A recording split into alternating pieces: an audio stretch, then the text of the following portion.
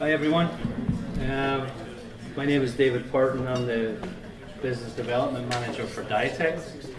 So Diatec are an Autodesk partner here in Ireland.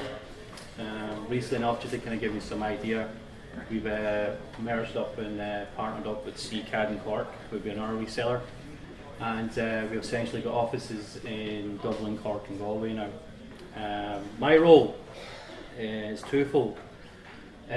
Predominantly to look at the business development side in terms of client engagement, and the other aspect of it is technical management and technical consultancy. So rather than doing an Autodesk pitch, which I kind of do most times I turn up these things, I thought I'd kind of spin it on its head and kind of do something a bit different and really kind of talk about the conversations I've been having with clients for the last 12 months and what have been kind of the finer things and the finer points that I've found as part of that progression. So I kind of titled it Moving from BIM Implement or Enablement, depending on where you want to look at it, to what clients are trying to challenge themselves to do now, which is BIM excellence. And I kind of put a little tagline, the continuing journey of companies applying BIM, and how they're trying to meet these new challenges in the marketplace. So just to kind of put it into context, we've spent the last 4 or 5 years, not longer, trying to reach level 2 in BIM. For most companies, that is. Now we're looking at what's the development and what's the actual endpoint and the line in the sand, shall we say.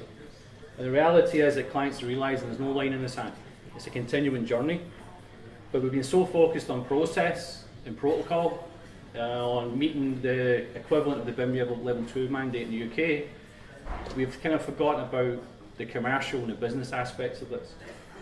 So the conversations are starting to flip back to putting the business centric in all of this, and not just looking at the project development and the project delivery, but how do the processes, the people, the skills, the knowledge, the technology we're adopting meet the business challenges going forward. And that really then leads into what BIM Level 3 will be all about. So the move is moving to something like this as things stand at the moment, which you've all seen 1,000 times. You know, the development of the protocol and process documents for CDEs, BIM execution plans, project implementation plans, all this stuff. And that's really where the level people got to. And that kind of looks like this. And again, I'm kind of just setting a foundation for what I'm going to talk about next here. A lot of this stuff you already know, or a majority should know. Okay? The building of a project information model, the development and rollout and execution of a common data environment, the development of digital models that represent the digital representation of the physical assets, and then the application of the standards and principles required, which relates to everybody buying into a central pot, shared data, shared responsibility, and ultimately shared risk, by the delivery of all the information, by applying these processes and applying these standards. Now, the reality is, go back one step, what's next? So you get to a point, you've done BIM Level 2, or you think you've done BIM Level 2, you think you're capable, you think you have it nailed, you've got it knuckled down, you're ready to go, what's next? Well, based on conversation and engagement with different levels of clients, from main contractors to client reps to supply chain members to specialist contractors to the final occupier owners of assets, there are 3 things that clients are looking at. Okay? Standardization, automation, and equally important, certification. It's all well and good saying you can do something, but how do you back it up? The way you back it up is you standardize your method. You have a consistent methodology of approach of development of your projects and delivery of your projects. From a 2 million project to a 200 million project, the methodology should be the same. Automation, removing the tedious tasks. More often than not, I see so much time getting wasted on projects, redoing the same thing continually all the time, rather than developing out the opportunity to automate certain tasks through the development of tools. So the main areas that have been developed and been looked at relate to these areas here. So AR, VR, cloud as a platform, platform development, standard enforcement, which is becoming a big one, and industry certification. So if you look at the AR, VR side, A typical example would be something like rolling out a mixed use or an augmented reality headset, linking it to a digital model in the environment, the physical environment. So this example here, what they're doing is they've actually linked the digital model in BIM 360, and they're able to raise issues directly by walking around with a headset. The headset is then linked back to the model in BIM 360, and it's able to raise issues directly on top of the platform. So rather than walk around with an iPad, you walk around with an AR set, and you walk around and using voice control. You can get it to raise comments and issues and directly on top of the platform. Again, from a safety standpoint, freeing up hands. I'm just using the headset, I'm using the AR VR system to bring it forward and build it on top of the same platform so the rest of the team can then go through those issues. So again, that's a good example of taking next-gen technology and applying it to a traditional problem on site. Okay, and that's really kind of some of the areas. Other areas that have been used are looking at things like parametric sensoring, actually on physical people, on people physically when they're on site, so they can track their position and their movement along a digital model, using BIM 360, for example. So the other aspect that's quite important is standards enforcement. So I get asked quite a lot, okay, I roll out the BIM framework documents, I create a BIM execution or BIM implementation plan for how we want to do BIM as a company. And then we start building execution plans for all the projects we hope to deliver. But how do I make people adhere to that system? I mean, everything is contractual, it's a framework, it's a document, but how do you really nail down? So what they're looking at are plugins and standards they can apply to their design tools that will enforce certain standards of specification. So for example, on the BIM interoperability tools for Revit, you've got things like classification manager, COBie extensions, model checkers, and a batch checker. The one up here on the right is a naming convention checker. So you basically create an XML file or a CSV file that has all your standards built into it in terms of the expectation of either numerical or textual information, or you can actually put in your sheet sets and your views, and periodically you run this checker and it will make sure everything is named correctly from a delivery standpoint. The one at the bottom pretty much does the same thing, but it will come back with errors if things don't meet the requirements in terms of naming convention, parametric information, the parametric information in Revit in terms of the naming convention for it. And the idea behind it is that there's a consistency in the standardization of the documents. So every time I publish a new set, there's no variation in naming, and all my linkage that you're looking at there all is consistent in method. And the good thing about that, pardon me, is it allows you to set a base platform in terms of consistency. That if one person moves off a project and someone else comes in, there's a consistent methodology to the delivery of that project. There's no slippage, there's no rework, there's no trying to reinvent the wheel. The big one, and this is the one that's a bit of a bugbear for me, is the whole ideology about cloud. So there are two different aspects of this. One is you take the entire infrastructure and you throw it into the cloud. Or you look at certain aspects of interaction that require usage of cloud technology. So the main players in the area are things like Amazon Web Services, Google Cloud, Azure, and Autodesk have their development tool called Forge, which sits on top of Amazon. There are two interactions I generally have. One is we don't like the cloud, and we'd like to use the cloud, we just don't know enough about it. The ones who don't like the cloud have a misconception about why they don't like the cloud. So, for example, their ideology would be, oh, we don't put anything into the cloud because we have to be secure and we have to make sure we have complete control of it. And I would turn around and say, well, okay, do you send email? They go, yeah, okay. Email doesn't work like the TARDIS in Doctor Who. It has to go through infrastructure to go from point A to point B. They say, you are using the cloud.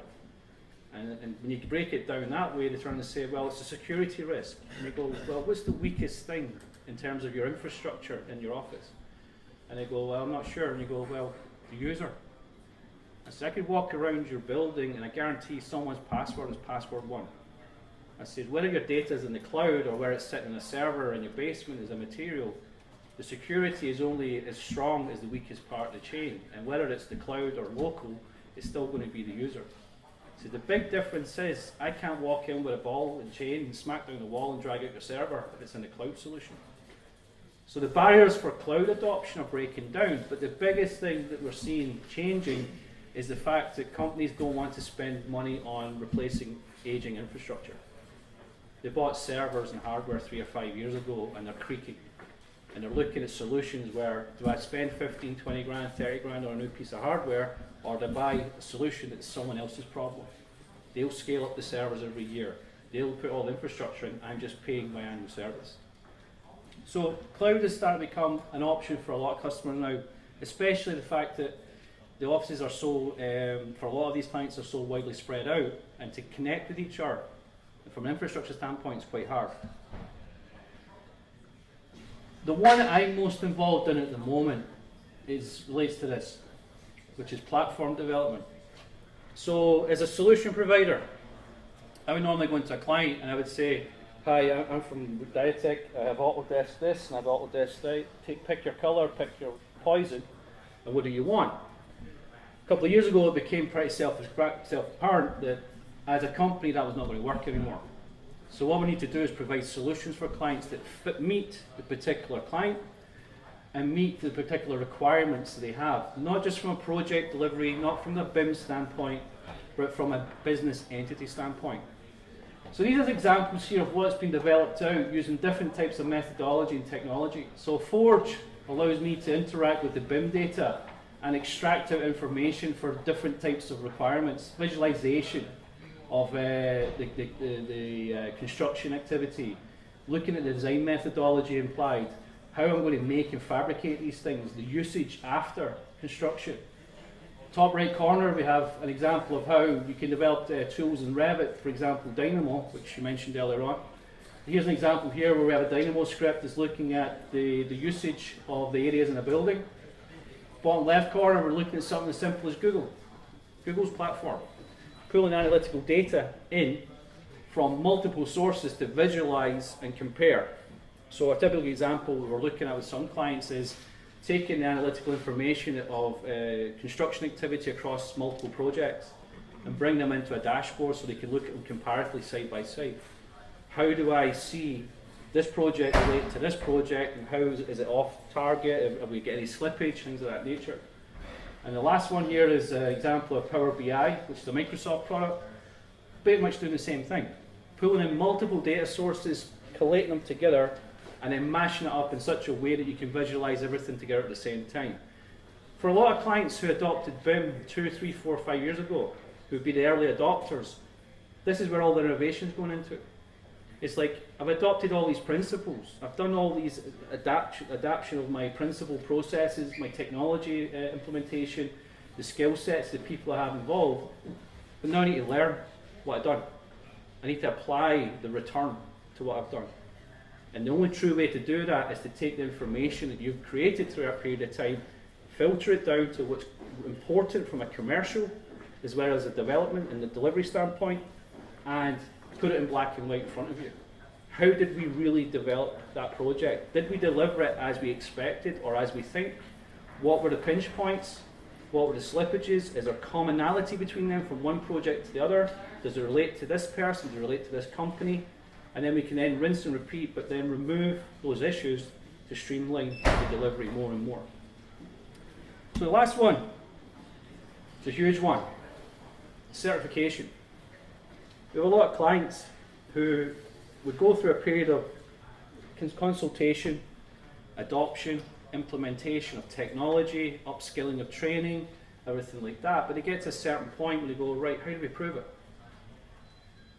One of the big issues I have with certification in terms of clients not taking it on board and taking it seriously is other clients will bring me on board on a project to look at the initiation of a typical delivery project of an asset somewhere. And I'll look at what the deliverables have been in terms of the EIR, the project information model, the task development, all that stuff. And I'll look at the actual the risk management in terms of the capabilities of the supply chain. and you'll look at the documents and you'll see that they've basically just been filled in. And you go, fine, sort it out. But what happens is later on down the line, the project kicks off, everything goes as planned initially, and then the problem with not qualifying those people comes to hand pretty fast. They're not capable. You just wanted the job, just need the job, have to tender for the job, want the job. Certification, you bypass that. So it comes to the qualification in terms of your capabilities and the assessment process. If you can qualify it with a qualification and a certification that's industry standard, you bypass that whole qualification period. You're pre-qualified. So one of the things I keep saying to customers is, if it's even just the team involved, get them professional certification in the products you use. Go to the relevant industry bodies that you work with and get certified. Because it's going to save you the amount of hassle and pain in terms of qualifying yourself on the tendering of projects that you want to get involved in, or even just to qualify from an industry standpoint that you are capable of delivering what you say you're capable of delivering. And it should stop a lot of the issues we've seen a lot with a lot of clients where things are slipping just because things weren't qualified properly at the start. Yep, so I'll just close off with this last slide. So to kind of boil that down to kind of 4 or 5 things that I've noticed in terms of the industry. There's an upswell in people moving away from classifying their delivery as being BIM to digital project delivery, which is really just another way of saying integrated project delivery, or IPD. Okay, and BIM was always a subset of IPD. Okay, when I talk to people in the higher levels of companies, they don't talk about BIM. They talk about the commercial delivery aspect. How does my company deliver projects? How do I deliver BIM? They stopped talking about that 12, 18 months ago. So I think collectively we're all doing that. The other thing that's quite important is we're trying to do more, or we're trying to get more and do more with the tools and resources at hand, when we should be looking for better tools. The biggest problem I have is clients coming up and saying, oh, I've switched to Office 365, I have SharePoint, I'm going to use it as my CDE. And you go, no, don't do it. Because SharePoint was never built as a CDE. It was built for document management and document collaboration, but not for construction and project delivery. And you try and talk them out of it, and they're going, well, we've rolled it out now. And then you get a phone call 6 months later, and they go, oh, it doesn't work. It's like, yeah, I told you that 6 months ago. So look for the right tool for the right job. Last couple of things, innovation development is coming through.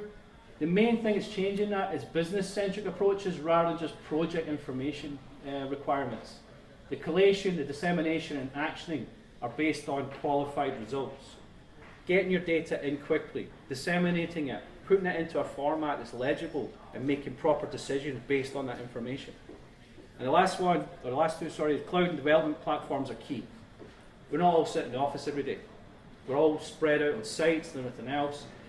The misnomer about not using cloud because of security and safety is disappearing. So if you're not thinking about cloud as an option, definitely think about it. And the last part is the next phase of industry will be around services and capabilities that harness the data. You're generating all this rich information and you're supplying back documentation in a BIM model. What else could you be doing with information? What additional services can you offer in terms of clarity and perspective on how that building or asset is going to be used in the future, and why certain things should be done now digitally that will save you hassle down the line in a physical environment. So, if there's any questions or any thoughts, feel free to meet us down the Diatec stand. And if you have any queries or questions, feel free to reach out to me in any of these 2 places here. Thanks very much. Time for 2 or 3 questions. Well, I'm just going to get money out of the machine.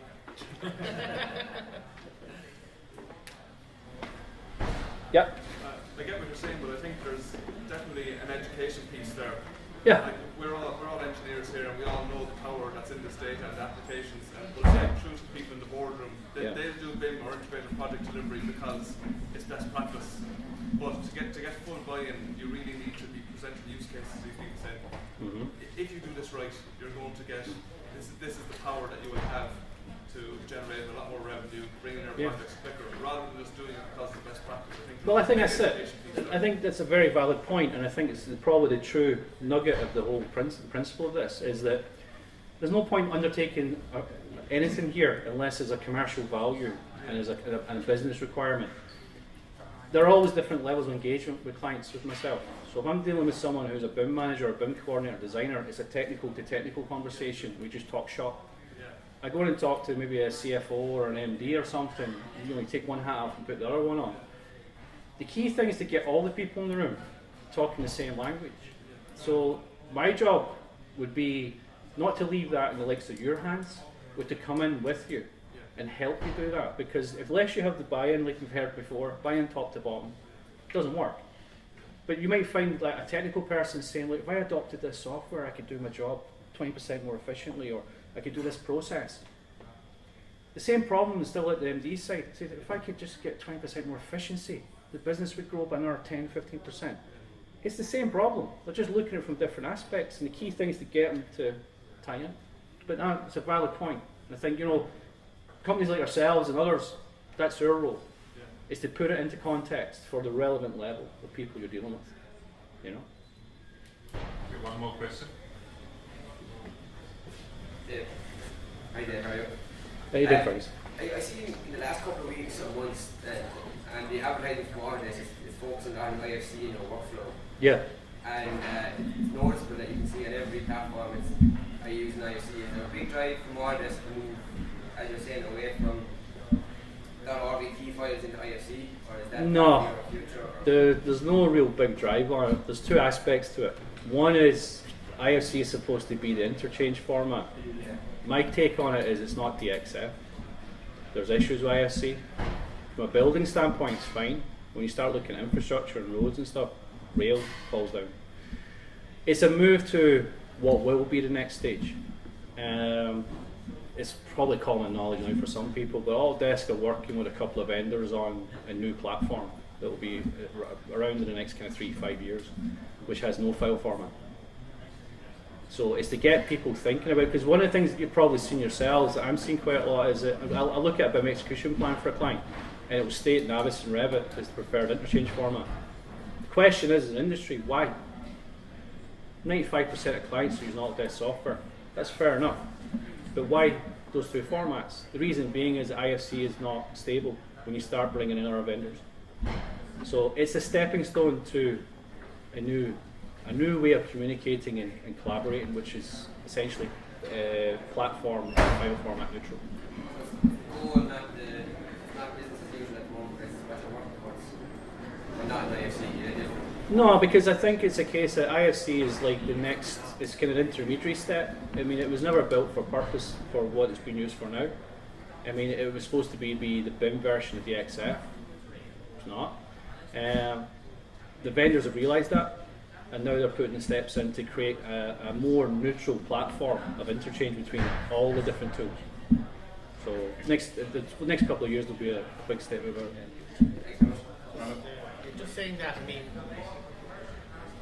that's innovative, but it's going to be disruptive. You're talking about this new platform. That's no, like I would, if we were looking at it, I've seen the platforms that are proposed. As a user, an end user, you work no different. So where does sort of Building Smart International, IFC, OpenBIM, who have rail rooms and airport rooms and you know, and all the great work they're doing, where do you see those 16 global? They'll come into it. Pardon? They'll come into it once the platform's up to a certain point. Right. They'll have to. Right. It becomes a validity and relevance question at that point. Like as an industry, we've been driven by process and ideology, but the realization is that there's really three strands to success. You can have process all day long, but unless you have skill set and technology, you know, who's going to deliver it and what we're going to deliver it with, it doesn't matter what process you have. The big bugbear at the moment is interoperability. Well, possibly the big bugbear here in Ireland with the national roadmap that we have, and we talked about it last night, you know, IPD. Yeah. You know, where is the IPD example case study in Ireland? You know, where the government of Ireland perhaps build a school or build a facility using IPD, you know, methodology as a test bed to see if it works better. This idea that you share the gain, you share the pain as a collaborative team. So I think think for the technology to be successful in the future, you've got to pick the right procurement system for it to fit into it. There's fundamental things need to change way before that. You have to Yeah, okay, another interesting. speaker. Yeah. Thanks very much. Thanks very much, David.